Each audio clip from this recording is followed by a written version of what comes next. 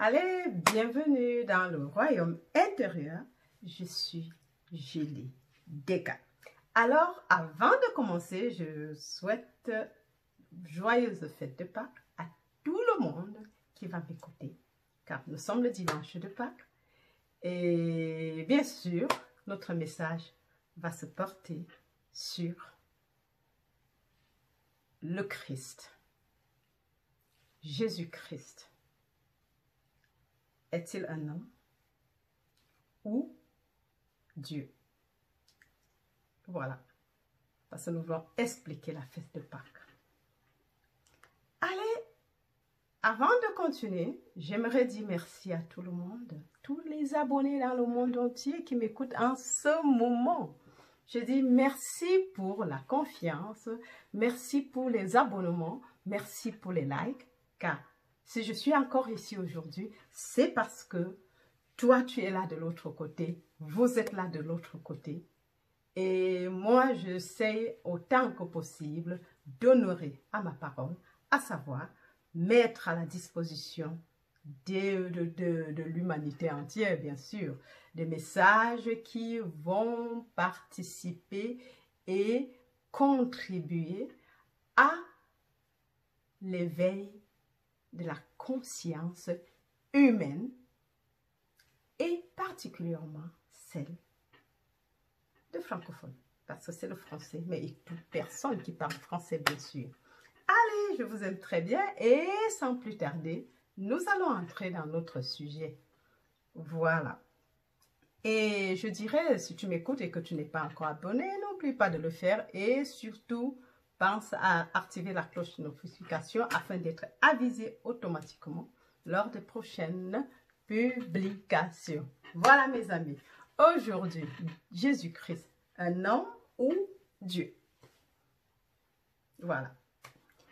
C'est un sujet un peu controversé parce que nous avons, ou moi particulièrement, mais tous ceux qui ont fait les églises séculaires, savent que Jésus-Christ, bien sûr, est Dieu. Mais il y a la controverse là. Est-ce qu'il est Dieu? Comment un homme peut être Dieu? Ainsi de suite. Voilà, nous avons d'abord commencé par parler selon Neville parce que lui, il a fait l'expérience. Il a accompli les Écritures tout comme Jésus. L'homme de Galilée, le fils de l'homme. Voilà. Aujourd'hui, je vais d'abord parler des états de conscience. D'abord, la Bible, qui est un livre spirituel, Neville nous a dit que, en fait, les histoires bibliques, on met la vérité, on essaie de nous parler, mais par des symboles, par des paraboles. On a des personnifications pour raconter une histoire spirituelle. Mais si on prend ça pour l'histoire séculaire, c'est que c'est un problème. Et c'est là où il y a problème jusqu'aujourd'hui. Et c'est pour ça qu'il y a des discussions. Parce que si on prend des personnifications pour des personnes et l'allégorie pour l'histoire, il y a problème. Pour des histoires vraies, en fait. Et on se met à prêcher comme si c'était des histoires vraies. Mais c'est une histoire spirituelle qui ne peut être comprise que spirituellement. Ça, c'est d'abord le premier point. Deuxièmement, nous parlons des états de conscience. On nous a dit Abraham est un état de conscience. Il y a Agar est un état de conscience. Sarah est un état de conscience. Que ce soit Jacob, Isaac. Moïse est un état de conscience qui symbolise la loi. Élie est un état de conscience qui symbolise les prophètes. Jésus est un état de conscience qui symbolise la grâce. Alors, si on commence à comprendre déjà comme ça veut dire que l'erreur, c'est que nous prenons, les personnes passent par ces états de conscience. et vivent l'état de conscience et manifestent des états de conscience. Quand ils entrent dans cet état de conscience, ils manifestent cet état de conscience. Mais ce n'est pas, il y a la personne qui manifeste l'état et l'état lui-même. Donc ça, il faut faire la différence entre les deux. La personne qui est entrée dans cet état, qui manifeste cet état, et l'état de conscience elle-même, ou lui-même, pardon. Autant pour moi. Ça, c'est assez important. Parce que si on comprend déjà cela, nous comprendrons que quelqu'un peut faire plusieurs états de conscience. Je peux être Moïse, Élie ou bien Jésus. Je peux jouer ce rôle-là, en fait. Mais, si on me confond avec l'état, il y a un petit souci. Et c'est notre problème qu'on va essayer de clarifier aujourd'hui. Premièrement, Jésus-Christ lui-même, il parlait, il enseignait le public en parabole. Et ses disciples lui ont demandé, pourquoi tu leur parles en parabole? Il a dit, je leur parle en parabole afin que les Écritures soient accomplies, afin qu'ils entendent sans comprendre et qu'ils voient, ils regardent sans voir. Ça, c'est assez important pour nous de comprendre parce que si on commence par comprendre ça, nous comprendrons beaucoup de choses. Et on évitera, on ferait dorénavant la différence entre un état de conscience et une personne qui est entrée dans cet état et est en train de manifester l'état de conscience. Je vais prendre une allégorie qui m'a toujours vraiment, en fait, c'est horrible d'écouter ça. C'est l'histoire d'Abraham, ses 2 enfants et ses 2 femmes. Et nous tous, nous croyons que Abraham est une personne qui a vécu il y a quelques années, au début de Genèse, qui avait ses 2 femmes, qui a fait toute l'histoire, aller ici et là en Égypte, qui a ramené sa femme, Agar, et Sarah n'accouchait pas, et ensuite il a pris Agar avec qui il a fait un enfant, et tout ce qui s'est passé par la suite. Du moins, à mes débuts, c'est ce que je croyais, que c'était une vérité, c'était des personnes. Mais ce sont des personnifications, jusqu'à ce que Paul, dans la lettre aux Galates, nous informe que, en fait, ce n'est qu'une allégorie. Avec Agar qui symbolise la femme naturelle, tout utérus qui porte un enfant. Et que Ismaël symbolise tout enfant né d'une femme. D'un côté, on parlera du premier Adam. Et Sarah, qui est la femme libre, la Jérusalem d'en haut. Et Isaac, qui symbolise le deuxième Adam qui naît d'en haut. Donc nous voyons que, en fin de compte, Sarah et Agar, c'est la même personne.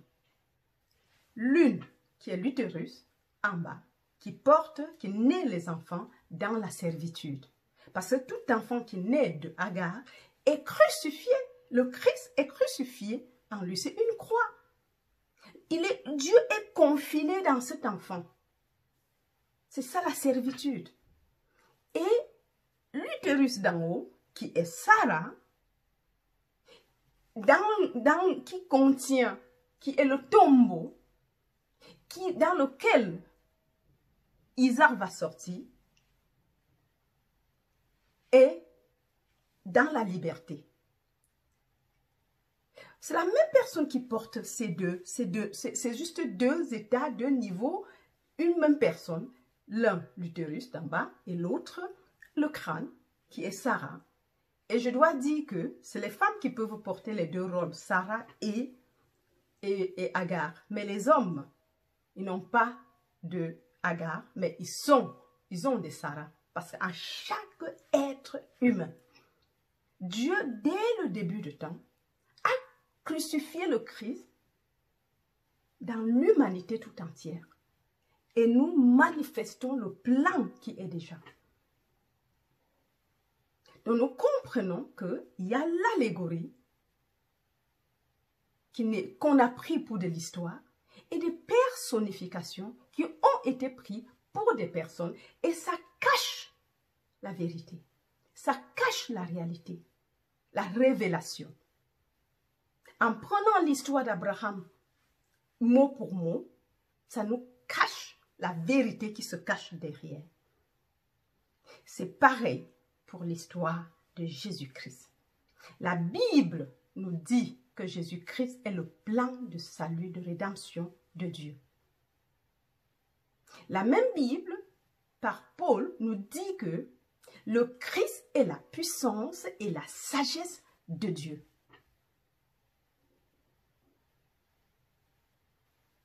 C'est assez important de comprendre parce que si on le comprend, c'est cette compréhension et nous allons réfléchir parce qu'on n'acceptons pas les Écritures et lisons bêtement. On lit, mais on croit ce qu'on nous a dit. C'est ça le danger. Nous lisons la Bible, mais avec l'explication qui a été dit. On ne lit jamais pour faire soi-même son propre opinion. Parce que c'est vrai qu'on ne demande pas des opinions, il faut comprendre la symbologie et comprendre ce que ça veut dire. C'est pour ça qu'il y a aussi beaucoup de divisions. C'est parce que le plan n'est pas visible à l'œil nu.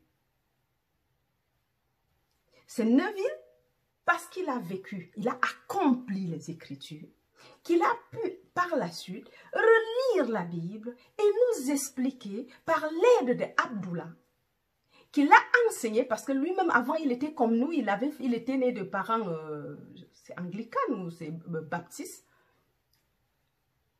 Et c'est bien sûr qu'il n'était pas plus loin que toi et moi si on n'avait pas compris le message de Neville. Jusqu'à ce qu'il rencontre Abdullah, qui lui a raconté ce que ça voulait dire la symbologie des Écritures, qui lui a appris que Dieu, il était un potentiel Christ, qui ne doit pas attendre le Christ qui est né d'une femme en tant qu'humain pour sauver les péchés de l'humanité entière. Ça ne peut pas être vrai. Et il y a d'abord une histoire. Jésus, un jour, il enseigne ses disciples et il rend témoignage à Jean-Baptiste. Et son témoignage était le suivant. Il dit de tous les enfants, de tous les hommes nés d'une femme, Jean-Baptiste est le plus grand. Cependant, le plus petit dans le royaume des cieux est plus grand que lui. Donc, si Jésus est né d'une femme, Jésus-Christ est une personne qui a vécu et qui est né d'une femme, bien sûr qu'il doit être moins que Jean. Il ne peut pas être plus grand. Il ne peut pas être la puissance de Dieu et la sagesse de Dieu.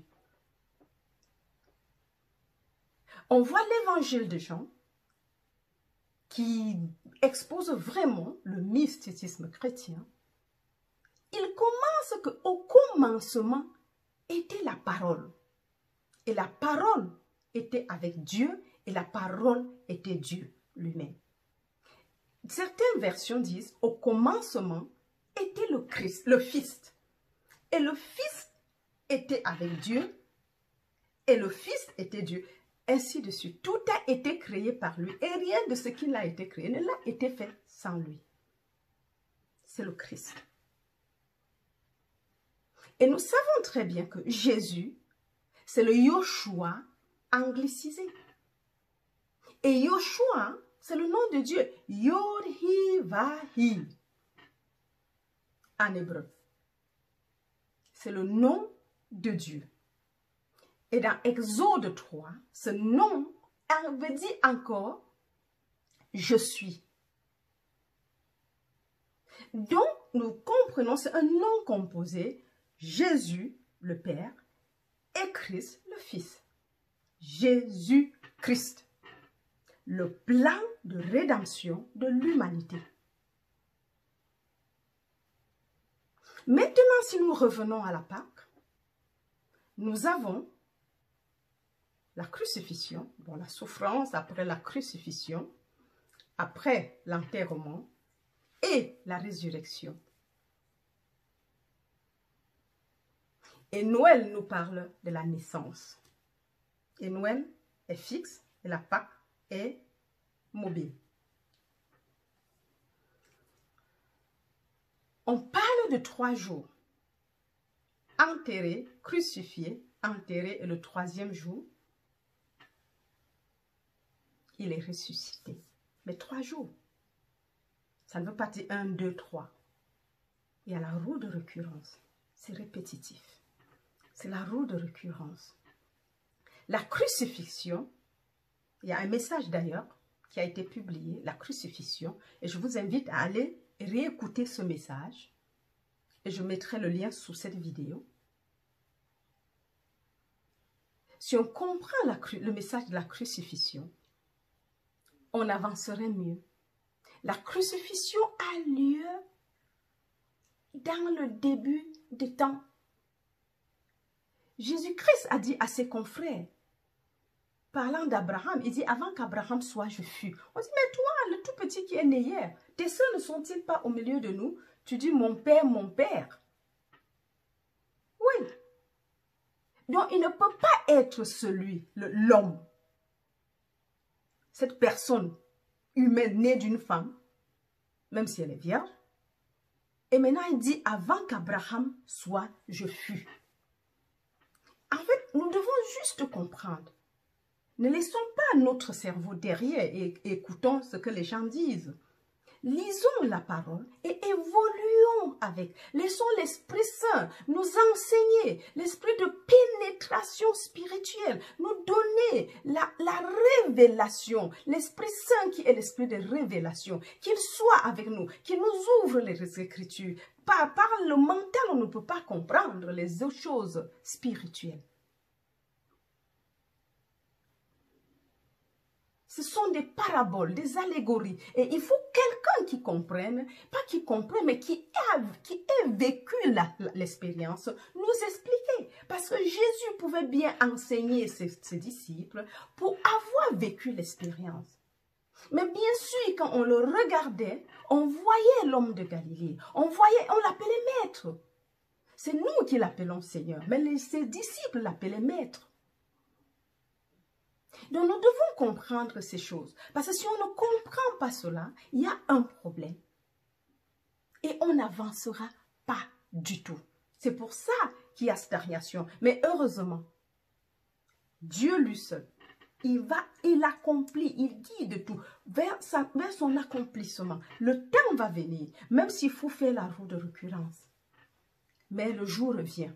Jusqu'à ce que tu écoutes le message du salut, le royaume de Dieu à l'intérieur de toi, et comment y arriver. Comme Nicodème, qui vient voir Jésus de nuit, et lui demande, maître, personne ne peut faire ce que tu fais si Dieu n'est pas avec lui. Il veut parler les choses de Dieu. Mais Jésus dit, tu ne peux pas parler, il est d'en bas. Jésus ayant accompli les Écritures, le corps que nous voyons n'est plus la même personne parce qu'après la résurrection, Neville dit, le corps de sang et de chair va disparaître et est remplacé automatiquement par le corps céleste tel que Paul nous l'a dit. Et après la résurrection, vous allez vous revêtir du corps céleste. C'est la même personne, vous voyez le même visage, mais ce n'est plus la même personne. Il y a eu changement. Il y a eu une migration de l'autre côté. Oui, dans le royaume intérieur. Donc quand Nicodème vient demander, Jésus dit, il faut naître de nouveau. Il dit, mais comment? Tu es fou, moi, grand, comment je peux encore rentrer dans le ventre de ma maman pour naître? Il dit, mais c'est la condition. Toi qui es docteur de loi, qui enseigne Israël, tu ne connais pas ces choses. Parce que eux, ils enseignaient l'histoire. au peuple, ce qui se perpétue encore jusqu'à aujourd'hui. Mais nous devons enseigner l'allégorie. Nous devons expliquer ce qui s'est passé. La chenille est un potentiel papillon. Et chaque enfant né d'une femme est un potentiel Christ. Car le Christ est en formation, est incorporé en lui. Il est le temple du Saint-Esprit. Toi et moi, nous sommes le temple de Dieu. Car Dieu, peu importe les basiliques, tout ce que vous dépensez comme maison de Dieu, mais la Bible est claire. Dieu a dit, je ne vis pas de maisons faites des mains d'hommes. Dieu, moi en tant que temple, Dieu m'a tissé dans le sein de ma mère. Et à la naissance, bien sûr, il pénètre mon crâne. Et l'enfant, quand je grandis, lui, il grandit. Je suis le moule. Toi et moi, nous sommes des moules dans lequel le Christ est en train d'être cuit. Pendant que les expériences de la vie nous surpassent et nous tracassent avec la pandémie et toute autre chose, cela ne stoppe pas l'acte de Dieu. L'acte de Dieu qui est en train, le Christ, la formation de Christ, ça n'empêche pas la formation de Christ. Non, le Christ est en train d'être moulé. C'est la chrysalide, peut-être. Il moule pour qu'à la fin, quand les temps seront accomplis, Neville a parlé. Il dit quand il s'est réveillé dans son crâne, c'est la résurrection. Et tout d'un coup, l'idée est venue de dire, pousse la base du crâne. Et il a poussé. Et il nous dit qu'il est sorti, l'utérus d'en haut, comme tout un enfant qui sort aussi de l'utérus d'en bas. Mais la seule différence c'est que dans l'utérus d'en bas, il y a des sages-femmes, il y a les hôpitaux, tout a été modernisé. Mais seulement l'autre naissance, il n'y a pas de sage-femme. Il n'y a pas de salle d'opération. Non. C'est individuel. L'Esprit seul te guide et le Christ sort. Il n'a pas besoin d'aide de personne pour ce travail qui sort du crâne, de l'utérus d'en haut, de la Sarah, la femme libre, de la Jérusalem d'en haut et la Jérusalem d'en bas et la Agar à travers lequel les enfants sortent. Oui, donc on a deux utérus. L'un, le tombeau, le crâne qui est un tombeau non habité, qui n'a jamais reçu un mort. C'est un tombeau vierge dans lequel Dieu est crucifié. Il est enterré dans le crâne, dans le cerveau. Et il évolue. Rien ne peut le stopper, même pas la mort. Sinon, il n'y aurait pas de rue de récurrence. Et Neville dit, ce que nous appelons communément mort, c'est juste la restauration. Les gens libèrent le corps, mais intègrent notre corps pour continuer l'expérience jusqu'à ce que le phénomène, le plan du salut soit accompli dans leur vie. Car Dieu n'échoue jamais, il n'y a que Dieu. Si on parle de l'omniscience de Dieu, de l'omniprésence de Dieu, de l'omnipotence de Dieu, Dieu est l'unique réalité qui se manifeste en tant que notre monde visible et invisible.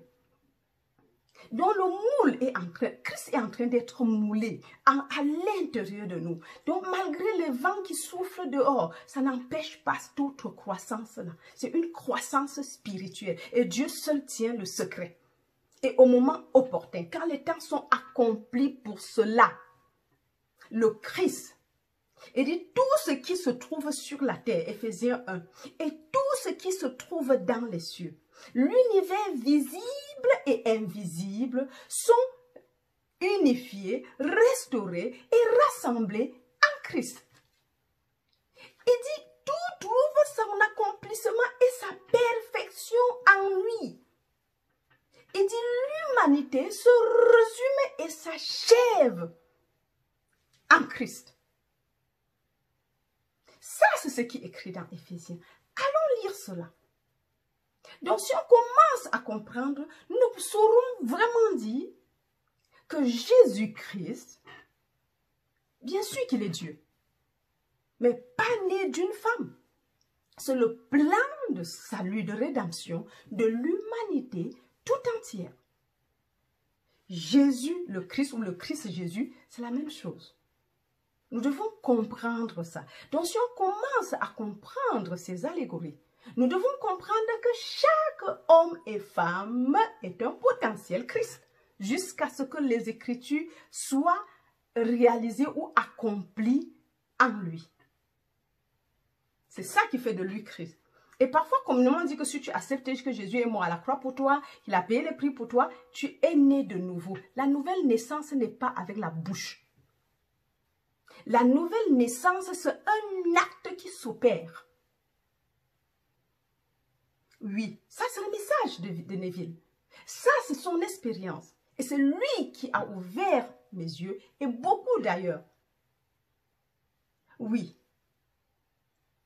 La nouvelle naissance d'en haut, l'accomplissement des Écritures, le plan de salut de Dieu.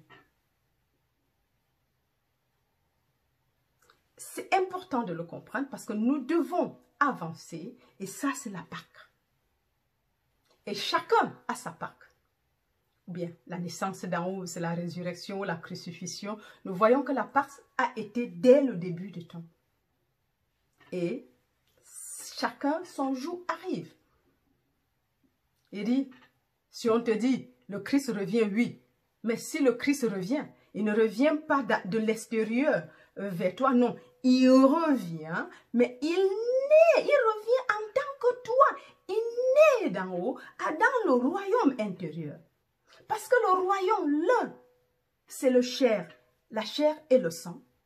C'est le monde. Mais Jésus dit, mon royaume n'est pas de ce monde. Il est à l'intérieur de moi. Et cette naissance, pour que j'accède là-bas rien que par la naissance d'en haut. C'est l'unique chemin pour y entrer. Ce n'est pas par une confession, non. Le Christ formé, quand les temps sont mûrs pour cela, il trouve son chemin pour sortir du crâne. Et le corps que vous voyez disparaît.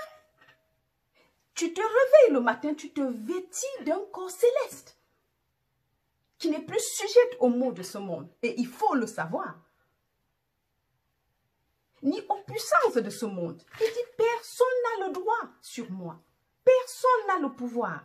Il a dit à l'époque, la puissance de l'époque, qui était le Romain, qui était au pouvoir là-bas à Jérusalem. Il dit, j'ai le pouvoir de te libérer ou de te crucifier. Il dit, mais Père, tu n'as aucun pouvoir si ça n'a été donné du ciel. Donc nous devons comprendre ça. Et mes chers amis, c'est ma contribution aujourd'hui. Et il y a un message qui va venir, Jésus-Christ.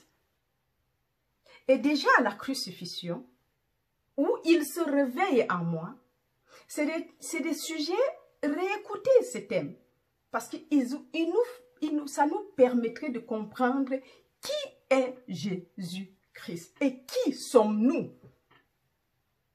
Qui est Jésus-Christ et qui sommes-nous? Qui nous sommes? Parce que si on comprend, nous devons comprendre la corrélation entre les deux. Oui. Mon Père est le cep, je suis le sarment. Ma vie est cachée avec le Christ en Dieu.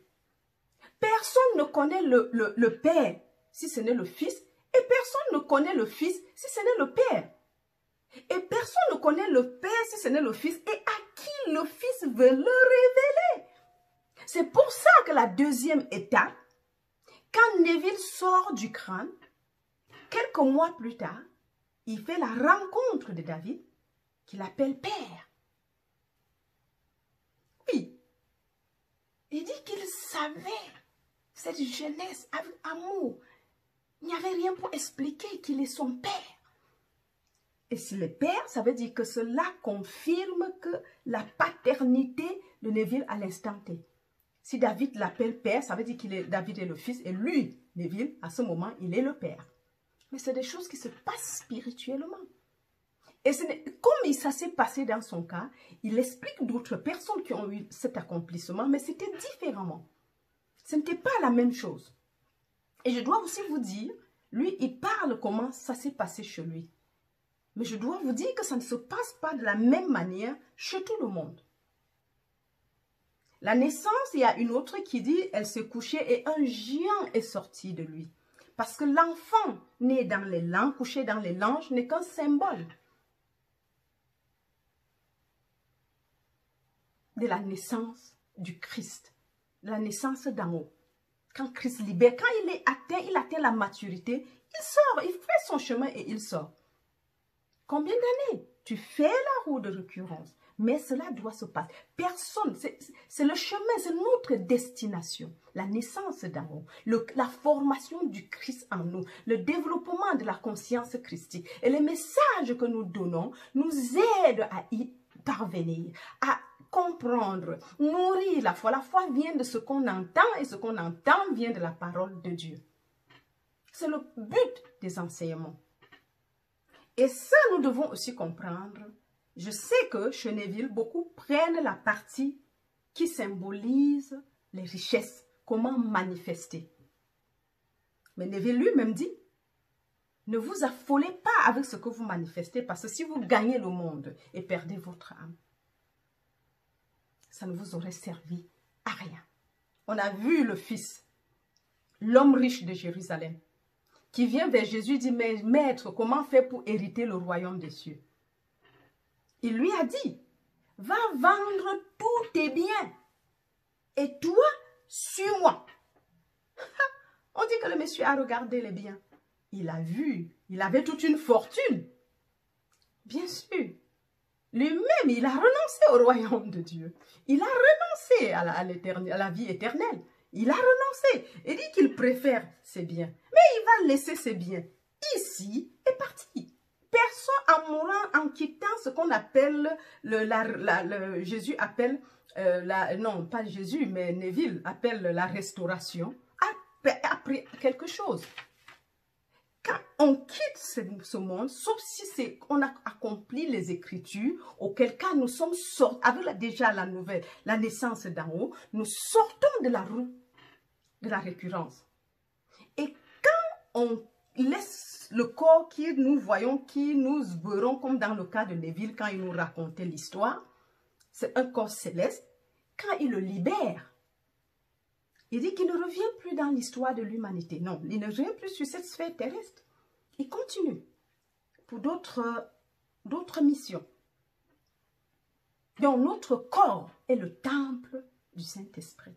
Dieu habite le corps, mais pas les maisons bâties dehors. Pas des maisons faites des mains d'hommes. Nous sommes le temple du Saint-Esprit. Nous sommes la maison de Dieu. Moi et toi. Nous sommes la maison de Dieu. Dieu habite dans nous.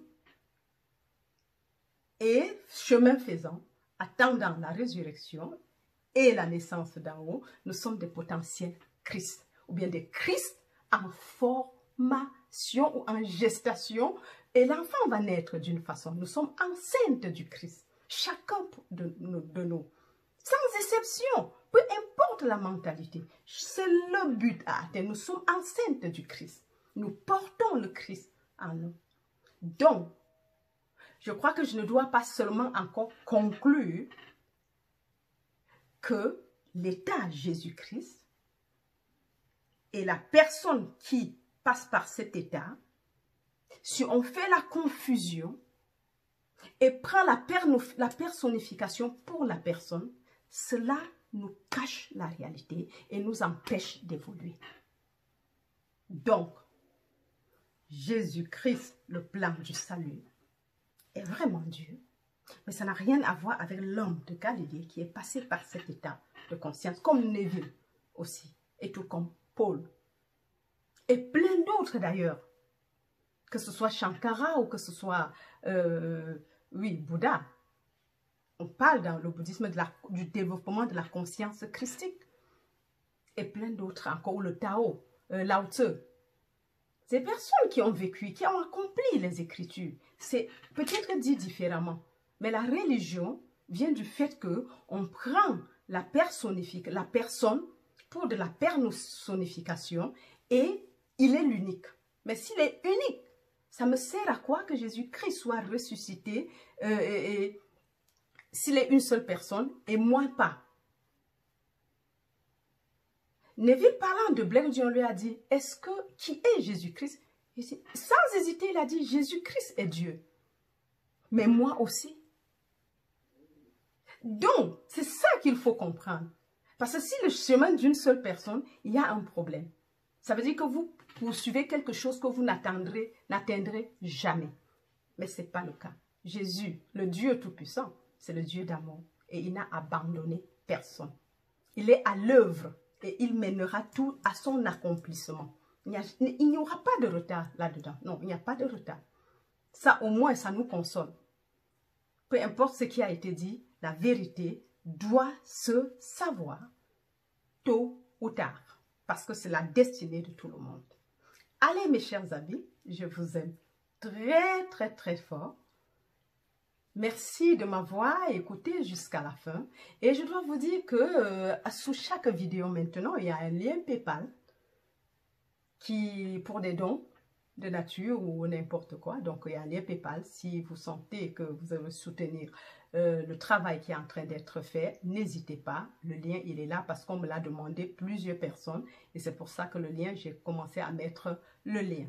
Et surtout, partagez le message à tout le monde. Nous célébrons la Pâque et nous parlons de la Pâque aujourd'hui. C'est ça le message de la Pâque selon Neville Goddard, bien sûr. Allez, je vous aime très très fort. Et jusqu'à la prochaine. Voilà. Bye bye.